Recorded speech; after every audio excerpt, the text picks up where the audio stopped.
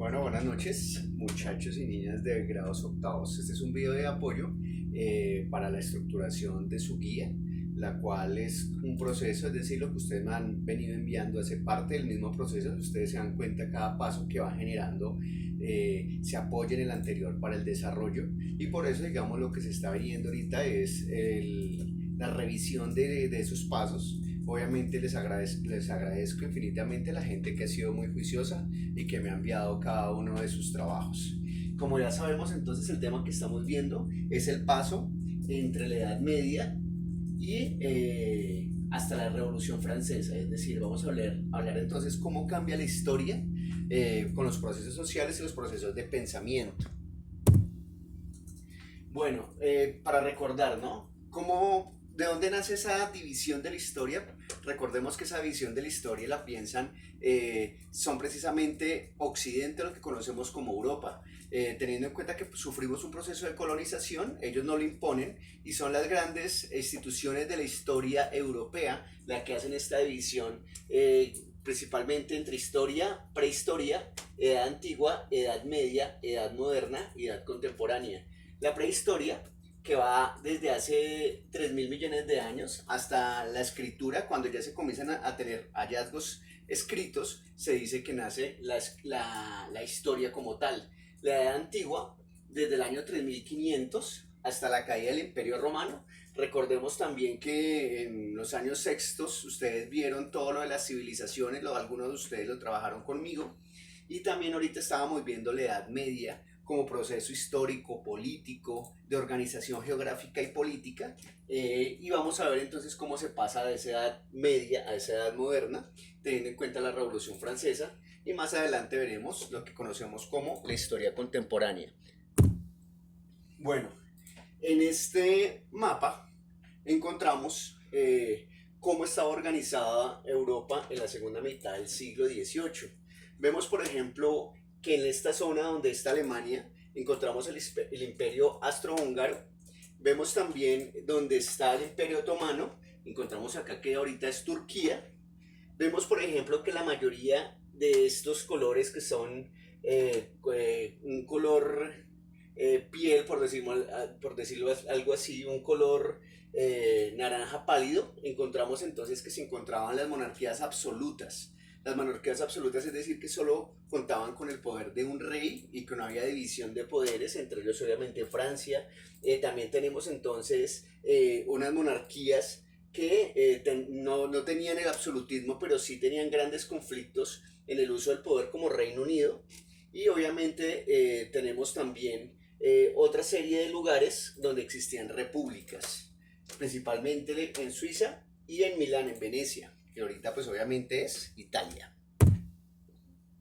Vemos entonces cómo la transición de la Edad Media a la Edad Moderna tiene unos hechos históricos que los parten los historiadores como para entender, ¿vale? Tengamos en cuenta que cuando se hacen esos cambios históricos no es que la gente ya sepan a qué edad, sino que es una forma de organizar la historia para estudiarla.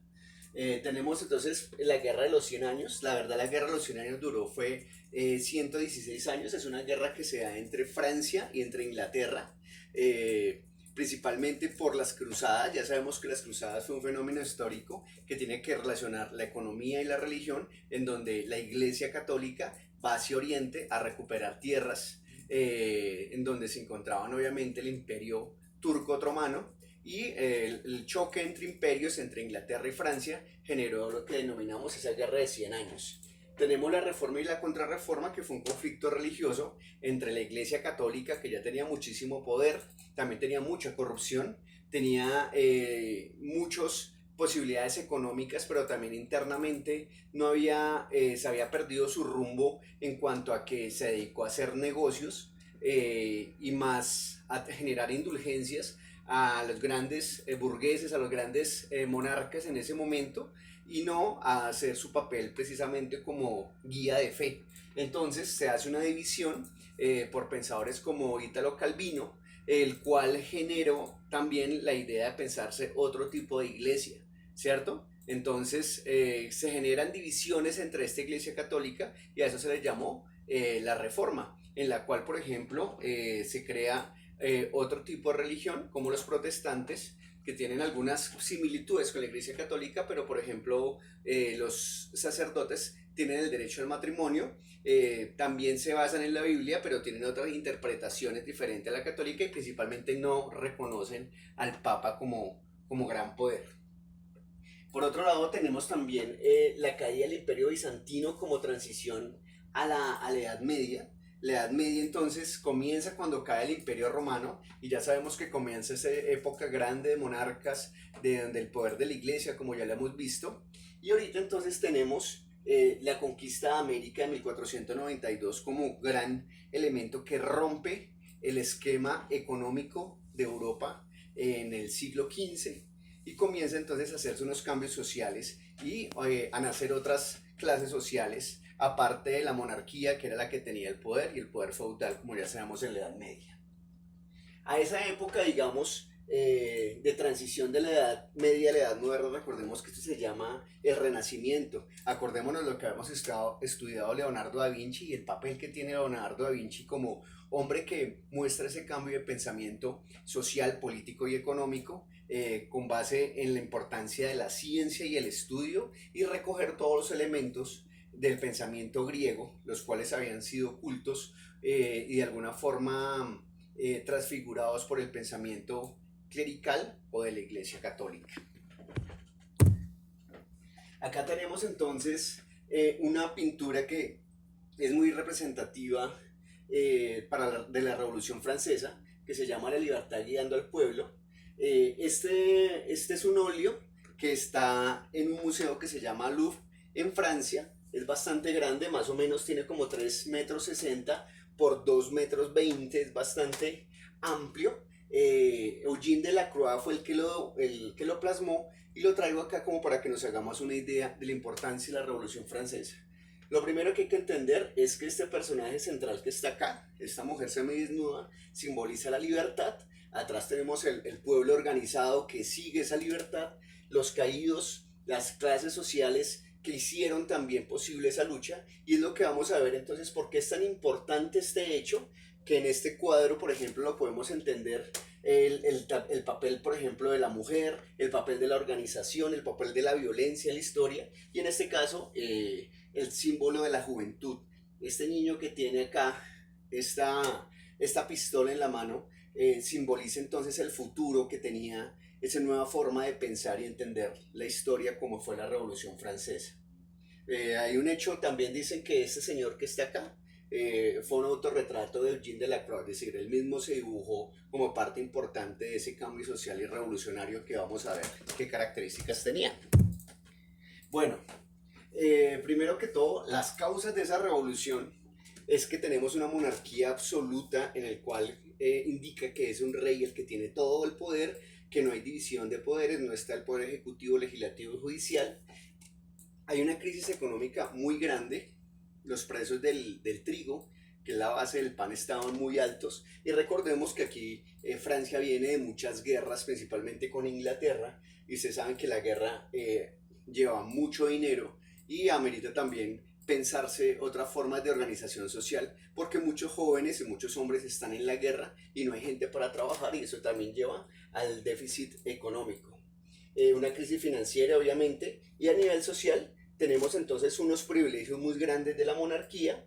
Tenemos una burguesía que básicamente son los comerciantes, los industriales, los artesanos, que llegan a tener un poder económico, pero no tienen un poder político, pero sí tienen que pagar muchísimos impuestos para mantener esta monarquía. Y nace otras ideas, por ejemplo, como la ilustración, que es la idea del conocimiento y la ciencia como eje.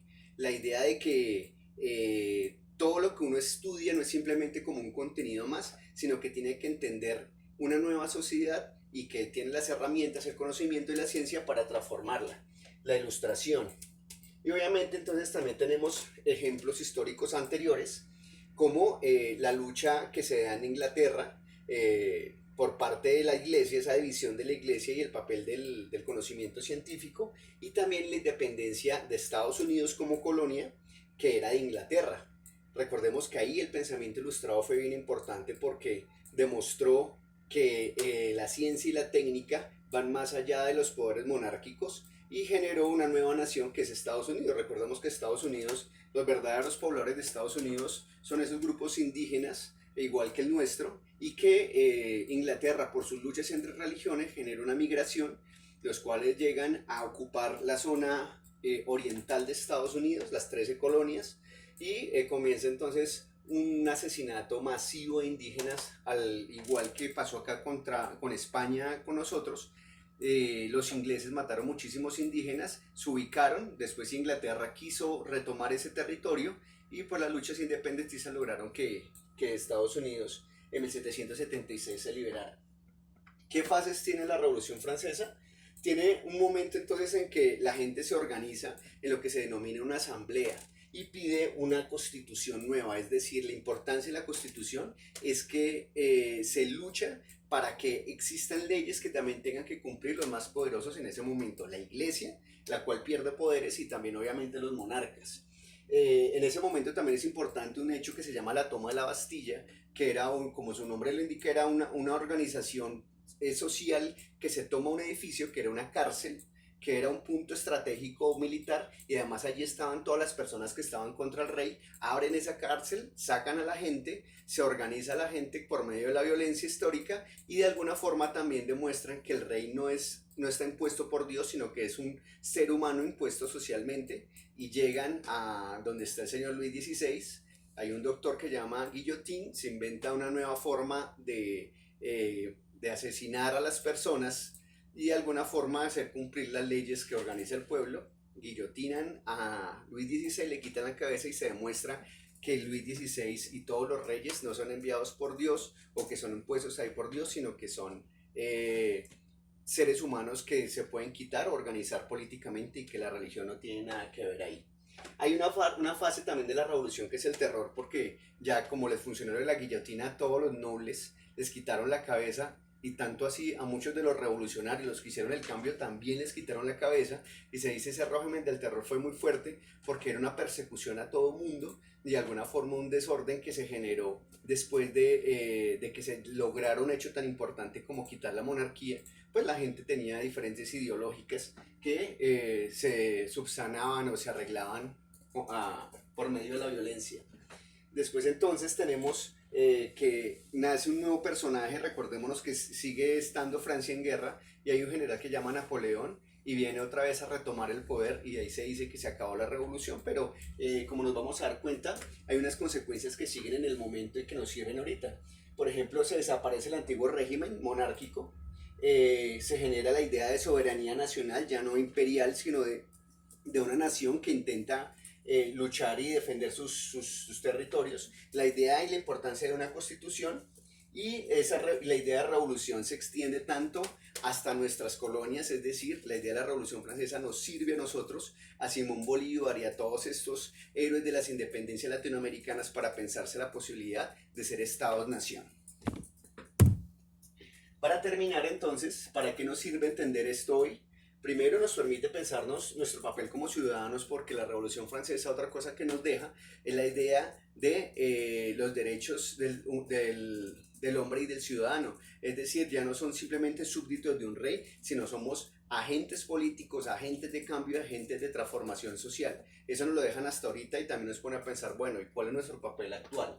Reconoce el papel de la Constitución, es decir, el hecho de que tengamos un texto con unas leyes que tenga que cumplir hasta el presidente, hasta el más humilde de los ciudadanos, indica que tenemos una herramienta también de lucha y que también tenemos que hacerla cumplir, ¿cierto? Cada vez que cambian algo en la Constitución tenemos que estar pendientes porque no está bien, porque esos son procesos que demoran mucho tiempo y son acuerdos de largo aliento de mucho tiempo, y que la idea es que se respete lo más que se tengan y que además que esa Constitución sirva a todos, no solamente a una clase social.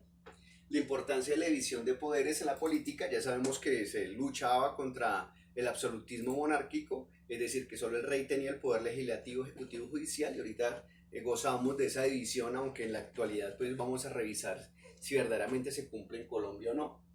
Y la otra es entenderse los procesos sociales como también como nuevas formas de pensamiento, es decir, la importancia del estudio, de la historia, no es simplemente aprenderse unos hechos y unos personajes, sino que nos dan herramientas para pensarnos nosotros como sujetos sociales de cambio, es decir, que cada vez que estudiemos pensemos que podemos mejorar nuestra sociedad y transformarla. Es decir, que lo que vivimos no se tiene que dar por siempre, sino que es una posibilidad también que nos da la historia, las ciencias sociales, de cambiar esta realidad. Pensémonos cómo estamos, pensémonos qué posibilidades tenemos de organizarnos y de cambiar esta sociedad, como nos lo dio la Revolución Francesa. Bueno, les deseo buena noche, un saludo muy fraternal. Vamos a seguir también por este camino difícil que nos pone la pandemia, pero ustedes son el futuro, niñas y niños. Vamos a cuidar a nuestra familia y vamos a seguir, digamos, todo esto que nos llega a nosotros, de cuidado y autocuidado de nosotros y de los que nos rodean. Muchísimo ánimo, compañeros, compañeritos, se les quiere mucho. Hasta luego.